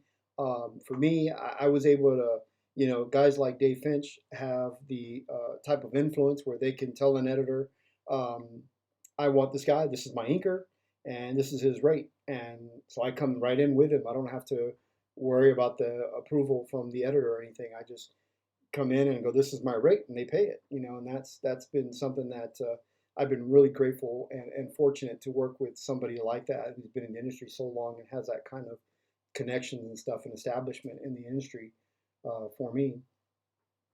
Um, and Combo Bob mentioned Black Flag is going to slap. Oh, Black Flag is the name of his project. That's right, Black Flag. I think it's already picking up steam. It seems to already have it seems like everybody knows about Dan Frega's book, Black Flag. I mean, I'm not a comic gator. I'm a freelancer. I I will work with anybody, and for me, my commitment is to give you my best work, my best inks, and to work, on time, to work on your deadline. So for me, whether you're an independent company, whether I'm working with somebody like Dave Finch, you're going to receive the same quality. So I'm not against comic gators. I'm not going to stay away from their work. It's paid work, and it's work that's coming in right now, especially when a lot of other people are having a hard time. So I'm very grateful for the work that they have given me. Guys that have crowdfunded that are not comic gators, like Kevin Sharp. I don't think he's a comic gator. I might be wrong. Honestly, I really don't know a lot about comic gate. I really don't. I mean, I'm not in that circle, So I just have friends who went into Comic Gate, people that I knew before that, prior to it, and then I have friends that are at DC and Marvel and stuff like that, and Valiant, places like that, and I just enjoy, talking comics. I'm not political. I'm not against anyone at all. So um, if you guys feel the same way and you don't mind going to some of these crowdfunded places, that's a place to go. Um, Loomis. And so Loomis has another question. Hey Jimmy, what inking exercises do you recommend for someone uh, that's somewhat new to inking? Yeah, that's a really great question. For me, is to well, the main important thing is to ink as often as you can. Ink everything you can get your hands on, and just ink over and over and over. But inking exercises, this is the exercise that you want to do. There's a couple of things. One is the way you hold. It's going to be a stylus since we're inking digitally. This can apply traditionally as well. Is you never want to hold a really tight grip. You don't want to lock your hand in your wrist. You want to kind of keep your wrist a little loose. For the inking movement. Where you want to lock your arm is at the elbow when you throw a long line. You want to make sure you have, just like boxing. When I was learning boxing when I was younger, we have to learn the proper footwork. We have to learn the proper form. We have to, you want to make sure you have the same form when you're inking. So don't get nervous. You're going to get nervous when you're inking. And the good way to relax, one of the things what I learned, same thing in boxing, is that you breathe out.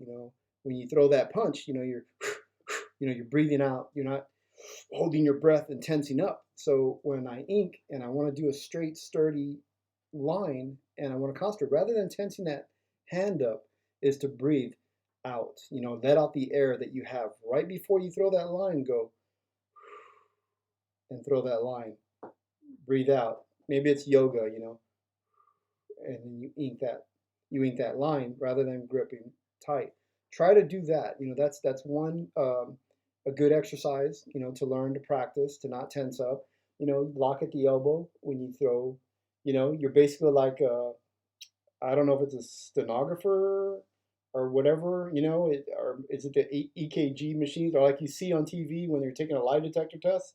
Did you or did you not say that you are, against, female inkers? I don't know, or whatever, and you're taking this lie detector test, and that little stenographer thing or whatever will move. That's kind of how you're doing your arm. Get used to throwing that line like that, and don't like tense up and move your whole shoulder. If you're inking with a brush, then you probably can move your shoulder. But try to use it at the elbow, lock the elbow, ink like that. Another good exercise for it is to practice lines, throwing lines. If you're traditional inking, then you want to throw the line away from your inkwell. If you're using a quill, if you're using a brush, it's a little different.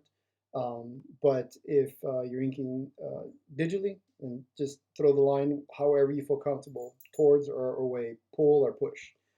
Practice these lines. I'm gonna zoom in. I normally don't zoom in, but this is a line right here that you want to start working with. Let me go back to, I'm going to use my quill. You want to go thin to thick, thin to thick, and get used to just doing that over and over. And then once you have that down, the next set that you want to do is you want to create a gradient. Think of any hatching as a pattern. You want to start working on patterns. It's a really good exercise. So I created, getting used to the lines. That's the basic stuff. Now I want to create a pattern. I want to go thin to thick, to thicker, to closer, and thicker, and even closer together. You're creating this transition that you get when you use a dry brush. So if you look here at my dry brush, it's right here on my dry brush is thinner, and then it gets dense right there. So I'm creating the same thing. So when you're inking, the reason that I'm doing this and the reason that it's a good exercise is because you're going to use this a lot. Uh, Pencilers can lighten up on their pencil and create a lighter shade, which is basically with their graphite, they can create shading. We have to recreate that with pen and ink. So you can't lighten up on your ink to create a gradient effect. The only way you could do that with ink is to create a wash, which is watering down your ink, creating a wash. Most contemporary art style, they don't want to wash in their line art. So you're recreating that gradient effect using line art by using this pattern that we're using, these gradients right here. So you want to start out first, just concentrate on thin and thick and throw the line over and over and over and over again. And eventually you want to learn to apply that pressure in there. And then you want to work on line work. Line work is very important to inkers. So you want to learn to mix up your lines. You want to learn to do little tick lines that have a very little point and a very wide base. They're called tick lines. You want to start kind of doing those. Another one is you want to kind of create this, I don't know what these are called. Um, I don't know, maybe somebody can come up with a name for it. Um, you know, maybe it's a diamond. I don't know. So you want to kind of work on these lines. These are going to be really helpful for you as well. Learning the control, even if you don't use that particular lines in every art style. But it's good to have a wide arsenal. It's good to be able to create all these different type of lines. And you watch me pull a line in, and I can also throw lines out. And it's digital, so it's so easy to do, you know. Uh, and so practicing line works, and I hope that was the answers that we're really going to best apply to your needs. Um, if not, you can always ask me. We'll go through this stuff again, weekly. I'll try to do Wednesdays and Saturdays. Right now that I'm quarantined, I pretty much have a little bit more time. But I am inking two books right now. So in the morning, I'm inking one book, and then by the evening, I'm inking pages for a second book. And I'm trying to squeeze it in covers. Digital allows me to work pretty quickly, so I'm able to kind of fit in a lot more work as long as I can get that work. There's a question I saw that was on here about a website, The Last Laugh. Thanks for joining. He or she asked, can you recommend a good site for high resolution pencils to practice digital inking? For me, I just simply go to Google Images. And for me, you can guys see all my settings there. So I go to Google Images, and let's say, my favorite is Dave. You know, I love Dave Finch's art. So I use Google. I go to Google Images. There's Dave right there. Yeah, when I talk with him, he and I talk, on the phone and stuff. He's always like, I don't want to be on pictures, and I hate taking pictures and stuff. He's a great guy. Him and Meredith are super cool. So I go to Images, Tools, Size, go to Large. When I hover over my mouse, usually, or I click on my mouse, it should pull up like a. Oh, I didn't click it. It tells me right here when I hover over, uh, is anything that's 1000 by 1000. So 1032 by 1600. The great thing about Clip Studio Paint is, let's say I want, this image, right? Oops, open image. Oops, I want to open image in new tab. So there's the image by itself, right? And it's kind of pixelated. It's not going to be 400 DPI. It's not, you know, a high resolution scan. And let's just say Dave Art. I'm going to save it to my desktop. The cool thing about it is you're working with a low resolution image. Let's hide that one. Let's go to File, Import Image. On my desktop, I saved it as Dave. So the cool thing about Clip Studio Paint is now that I can stretch it out and it doesn't pixelate. It's so cool to have Clip Studio Paint taking a low resolution 72 DPI image that was a little over 1000. I've worked with 800 by 1000 pixels, which really is probably 72 dpi. So you can stretch it out and you can still get in there and work at it. Now, my setting here is set to 600 dpi. So when I ink over this 72 dpi image, it's inked at 600 dpi, becomes a super clean image. And that's how I've been able to just go through online and just take artwork off of Google. You can use Heritage Art. Heritage Art is an auction site. You can use Comic Art Fans. You can also use what's the other one? Comic Art, Cool Comic Art, or something like that. I forget what that one is. Um, if you weren't here earlier and you didn't see, you can also convert it to non-photo blue. You can see it's still at a fairly good resolution. For my crow quill, let's say my inks, I want them visible again. So for Dave's stuff, I use my crow quill. I usually ink him with a size at 25.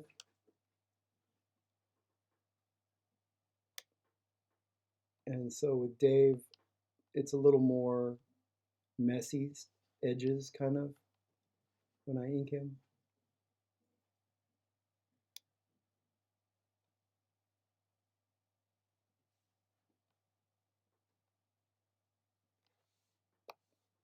And the cool thing is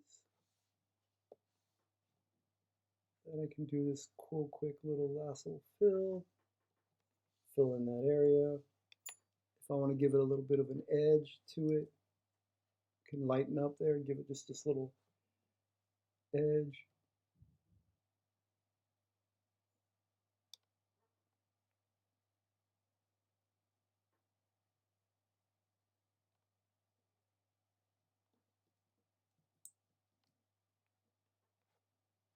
And say I just went over that line by accident. You can go through and say, yeah, I don't like that. You just redo it. You don't have to worry. I mean, you're working by yourself most of the time. You're not on a live stream. You're by yourself, and you can see now I decided to change up that line. So you can do that. There was even that little cool little effect. I kind of happy accident. And so now this line art is going to be at 600 dpi. So using your resources, it's absolutely free. Google Images, get all the images that you want, work over various different artists with different art styles, and just work with it as many as you can. And Loomis, thank you so much for joining. Loomis has got to head out. Um, with learning feathering. Comic Book Bob says Joe Moderero's website has a lot of black and white pencils. So that's pretty awesome.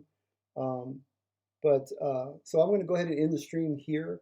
You guys let me know what you think of what the first stream was. If you find it, helpful, useful. If you guys think of questions later, save them for me. So the next stream, I'll try to announce the stream in advance, kind of like I did now. Like I'll set it at least, try to set it at least like a day, or within that day, I guess. I'm not sure. I'm new to streaming and everything, so maybe I can set it within an hour, or half an hour, and give you guys time to, kind of know when the stream's going to happen. Maybe Saturdays 8:30 p.m. Might work. And the other thing is Wednesdays. Maybe we'll do that for like a new comic book day. Since new comics aren't coming out, we can still do something comic book related and art related. But thanks again, guys. Appreciate you guys coming out, doing the chat with me, and hopefully we'll grow. Hopefully we'll get more and more people in here. I'm also going to do some penciling demos.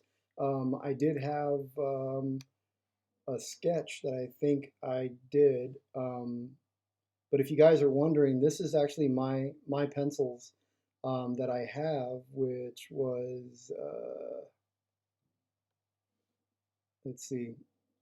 If you guys like to see some of my art, this is actually my what my art looks like. So if you guys would like to do some penciling with me, this is my pencils and inks. If you guys would like to, I can do some penciling demos as well if you guys would like to see how I draw all this stuff, and then how I set it up in ink, and how I created the lines in here. I didn't show you guys the brush that I used to create the line right here and all these lines on here, the lines that are here. I didn't pull that brush out, but it's in my brush set. It's on Gumroad. But all right, thanks again, guys. I really appreciate everything. You guys coming in, taking the time. If you guys get the chance, there are things like super chat, super stickers, and stuff like that. All that will go into. I can get a webcam and I can show the Cintiq, show my the way that I'm inking. With that webcam, I can show traditional inking. I do want to show you guys my live demos and my traditional inking. I still keep that up. It's just good to to be able to not lose that ability to ink traditionally. I primarily with a quill and a brush. So I want to be able to show you guys things like that. Um, and so thanks again, guys, and I'll see you guys again, and we'll be see you in the